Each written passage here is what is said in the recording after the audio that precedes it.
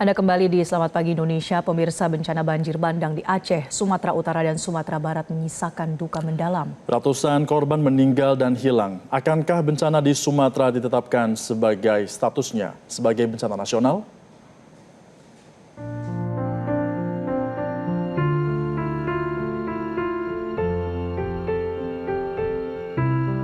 Banjir dan tanah longsor yang melanda Aceh, Sumatera Utara, Sumatera Barat menimbulkan korban jiwa dan kerugian materi yang tidak sedikit. Data BNPB mencatat per 2 Desember 2025 lebih dari 700 jiwa meninggal dunia. Bencana itu merusak banyak infrastruktur dengan cakupan wilayah terdampak yang sangat luas. Bahkan sejak Selasa 25 November hingga Minggu 30 November, Bupati Aceh Selatan, Aceh Tengah, dan Pd Jaya menyampaikan secara resmi bahwa mereka tidak sanggup menangani bencana secara mandiri. Mereka mengirimkan surat pernyataan ke pemerintah Provinsi Aceh untuk meminta bantuan dan percepatan penanganan. Sementara itu, Menteri Dalam Negeri Tito Karnavian memaklumi sikap sejumlah bupati di Aceh yang menyatakan tidak mampu menangani bencana, mengingat akses jalan di banyak wilayah tertutup total. Contohnya Takengon, itu yang Aceh Tengah menyampaikan bahwa dia tidak mampu menangani kan. Ya memang nggak mungkin mampu, nggak akan mungkin. Karena apa? Karena dia sendiri tertutup. Dia perlu untuk dukungan satu pangan. Pangannya harus diambil dari luar menggunakan pesawat. Dia nggak punya pesawat. Maka otomatis minta bantuan kepada pemerintah provinsi atau pemerintah pusat. Tapi pusat ambil alih. Di Aceh, sejumlah kampung hilang tersapu banjir bandang bak tsunami kedua. Lebih dari 100 orang kehilangan nyawa. Kawasan Kabupaten Aceh Tengah dan Kabupaten Bener Meriah Aceh hingga hari ini masih terisolir untuk akses jalur darat terputus total di sejumlah titik. Hampir semua kawasan di dataran tinggi Gayo ini sudah sangat minim logistik, bahkan nyaris kehabis. Di Sumatera Utara, korban jiwa yang tercatat meninggal dunia mencapai hampir 200 orang. Padahal satu korban saja sudah terlalu banyak. Sejumlah wilayah di Sumatera yang diterjang banjir bandang dan longsor bak kota mati, mulai dari jalanan yang terputus, kayu gelondongan yang terus bermunculan, rumah dan kendaraan warga yang hancur hingga sisa lumpur tebal yang masih menutupi berbagai ruas jalan dan permukiman. Jika keselamatan rakyat adalah hukum tertinggi, maka apalagi yang ditunggu untuk menetapkan status darurat bencana nasional? Setidaknya jika merujuk pada Undang-Undang Nomor 24 Tahun 2007, semua indikator sudah terpenuhi untuk penetapan bencana nasional. Kerusakan sarana prasarana, cakupan luas wilayah yang terkena bencana, dan dampak sosial ekonomi yang ditimbulkan. Presiden Prabowo pun menyampaikan tanggapan soal hal ini. Pak, kalau dari hasil monitor, apakah statusnya cukup bencana darurat provinsi atau bisa dinaikkan? Iya, kita monitor terus. Saya kira situasi membaik ya. Jadi saya kira kondisi yang sekarang ini sudah cukup. Ya. Sementara itu, pengamat bencana Aceh Tengku Alvin Syahrin menilai sejumlah Pemda terdampak bencana di Sumatera mengalami hambatan dalam pendanaan untuk menangani bencana banjir dan tanah longsor. Kita melihat jumlah masyarakat, anggota masyarakat yang terdampak dan juga infrastruktur yang rusak, kemudian juga tantangan di lapangan dalam penanganan darurat bencana ini, tentu wajar kalau seandainya ini bisa ditingkatkan menjadi bencana nasional. Tim Liputan Metro TV. Pemirsa, korban jiwa akibat banjir dan juga longsor di Pulau Sumatera terus bertambah. Daerah juga menyatakan tidak sanggup untuk menangani bencana. Namun status bencana nasional belum juga dianggap perlu oleh pemerintah pusat. Kita akan membahasnya bersama dengan tenaga ahli utama KSP Respiratori Sadam Al-Jihad dan Pusdal Ops BPBD Aceh Singkil, Rosiana Kusuma Wardani. Selamat pagi Bu Rosi dan Mas Sadam. Selamat pagi. Selamat pagi, Mas, Mbak. Ya. Baik, kami ke Bu Rosi terlebih dahulu. Bu Rosi, saat ini kondisi di Aceh Singkil seperti apa? Ada berapa banyak korban di sana dan mungkin bisa dijabarkan kondisi korban dari bencana di Aceh Singkil? Ya, untuk mohon izin Bu, Pak, saat ini kondisi di Aceh Singkil ada 9 kecamatan yang terdampak banjir dan longsor, yang sebelumnya semua tergenang oleh banjir dan sebagian terkena dampak dari longsor. Saat ini kondisi di Aceh Singkil sudah mulai membaik dengan penurunan ketinggian air di Kecamatan Singkil. Sebelumnya di Kecamatan Gunung Meriah, Simpang Kanan, Kecamatan Suro, Kuta Baharu, Singkohor, Gunung Meriah, Singkil Utara, itu yang terutama sekali mendapatkan banjir dan longsor tersebut, Bu. Tapi saat ini di beberapa wilayah tersebut sudah aman terkendali, namun pada saat ini kondisi di Kecamatan Singkil yang masih digenangi oleh air, namun ketinggian air sudah mulai berangsur surut. Begitu, Bu. Baik, Bu Rosi, itu kan untuk situasi dan juga kondisi air yang sudah mulai surut. Tapi warga masih mengungsi ya, Bu Rosi ya. Nah, untuk warga yang masih mengungsi ini, bantuannya seperti apa logistik di sana? Kita tahu informasi kemarin hanya cukup untuk 1 hari. Lalu seperti apa hari ini bagaimana logistik di sana? Ya, siap Pak. Sebelumnya kita terkendala dengan logistik yang diangkut ke Aceh Singkil, Pak. Karena kebetulan pada saat itu kondisi jalan benar-benar terputus, tidak bisa dilalui oleh akses darat. Nah, pada saat ini alhamdulillah bantuan terus berdatangan karena Pemda Aceh Singkil sudah menimbun jalan mitigasi bencana yang sebelumnya itu terputus dan digenangi oleh banjir dengan ketinggian 80 cm. Gitu. Untuk kondisi pengungsi saat ini pengungsi sudah beberapa bagian sudah kembali ke rumah, namun pada saat ini ada sekitar 40 jiwa yang masih mengungsi karena faktor rumah dari infrastruktur itu rusak berat, Pak, yang tidak bisa dihuni lagi oleh masyarakat. Baik, jadi seperti itu kondisi di Aceh Singkil, mungkin mewakili dari berbagai daerah begitu ya yang terdampak bencana. Ya. Nah, kalau Mas Adam melihat bagaimana jumlah korban ini sudah bertambah lebih dari 700 yang meninggal dunia, bahkan jumlah korban hilang juga terus bertambah dan kondisi bantuan logistik sangat darurat untuk bisa disalurkan. Apalagi Mas Adam yang masih ditunggu oleh pemerintah pusat untuk menetapkan status bencana nasional? Ya, jadi pada prinsipnya seperti ini ya Mbak. Jadi pemerintah yang pertama-tama kita menyampaikan duka yang mendalam ya. Tadi per 2 Desember kemarin itu ada 708 orang yang meninggal dan 499 orang yang hilang. Nah, dalam posisi ini memang ketika belum ditetapkan status bencana nasional bukan berarti pemerintah itu lambat dan ragu mengambil keputusan. Tapi kita melihat bahwa ada mekanisme hukum.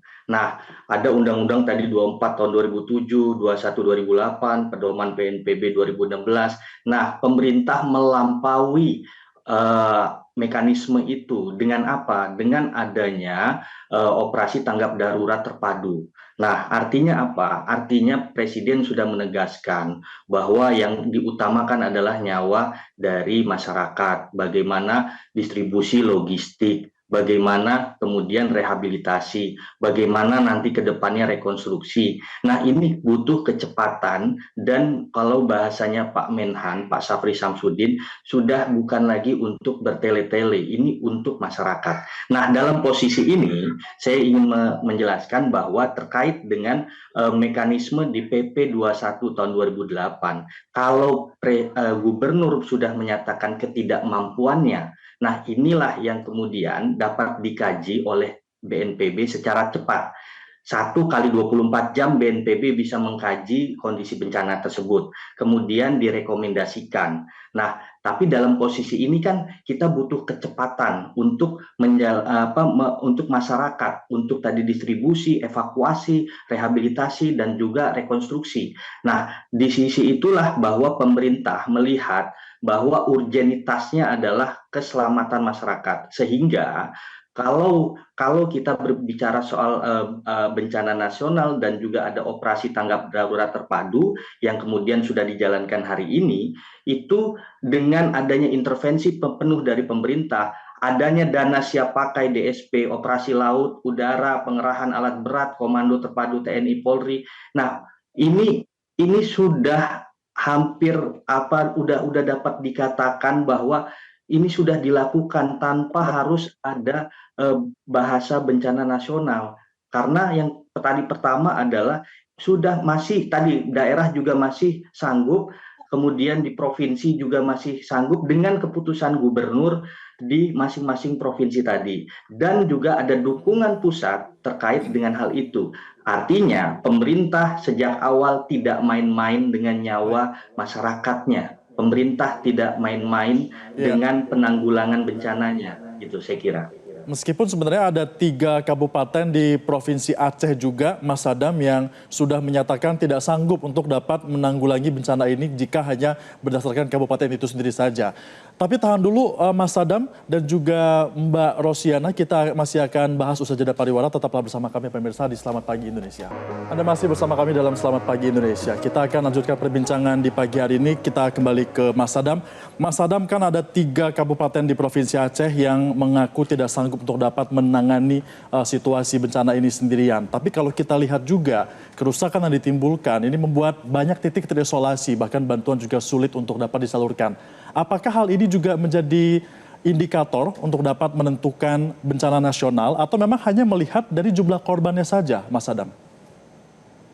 Iya, yang pertama ya pemerintah memahami ya bahwa beberapa kabupaten di Aceh itu sudah menyampaikan keterbatasan dalam menangani tingginya kebutuhan logistik, aksesnya terputus, terisolasi. Nah, tapi dalam posisi ini apakah ini tidak cukup kan bahasanya tadi terkait dengan bencana nasional. Nah, itu sudah kemarin dijawab juga oleh Pak Gubernur Aceh bagaimana bencana yang dimaksud itu kemudian menjadi bencana Aceh. Tapi dalam posisi ini komando ataupun tadi ada operasi tanggap darurat terpadu, komandonya ada di gubernur dan pemerintah pusat untuk mendukung dari pelaksanaan tanggap darurat di Aceh tersebut. Artinya ada ada dukungan logistik, ada pengerahan pasukan, ada distribusi udara dan laut. Kita lihat bahwa di awal pertama kali bahwa Pak Presiden itu sudah memerintahkan ada 3 Hercules di sana untuk mengangkut sejak tanggal 25 November. Nah, itu yang disampaikan oleh Pak Seskap. Dan yang kedua, ketika di sana ketika ada jangkauan yang tidak terjangkau oleh darat, ada operasi udara yang intensif menggunakan TNI sebagaimana perintah Presiden tadi untuk ada bantuan pangan, air bersih, obat-obatan dan sebagainya. Yang selanjutnya adalah yang menarik adalah ketika ada pengalihan dari SPPG yang ada di program MBG. Ada 52 SPPG di Aceh dengan 180.000 paket itu dialihkan untuk bantuan ke masyarakat. Artinya apa? Artinya posisi-posisi yang terisolir di situ bisa dapat kebutuhan makanan dan sebagainya. Dalam posisi ini itu mengurangi beban terkait dengan misalkan dapur umum ketika adanya tsunami Aceh saat itu. Artinya dukungan pemerintah saat ini sudah dilakukan dengan maksimal, dengan cepat, dengan tepat, tanpa harus menunggu status bencana nasional. Dan berikutnya adalah ada mekanisme dana, dana DSP dari BNPB yang memang ini untuk fokusnya perbaikan rehabilitasi, kemudian ada evakuasi dan sebagainya. Baik, Mas Adam. Kita akan tanyakan juga ke Mbak Rosi bagaimana dengan bantuan yang dari pusat tadi sudah disalurkan ke daerah. Apakah sebetulnya masih ada kendala Mbak Rosi dalam mendistribusikan bantuan logistik tersebut ke desa-desa yang ada di Aceh Singkil? Ya, sampai dengan saat ini Bu, alhamdulillah kita sudah mendistribusikan ke desa-desa, namun ada beberapa kecamatan yang belum dapat kita jangkau.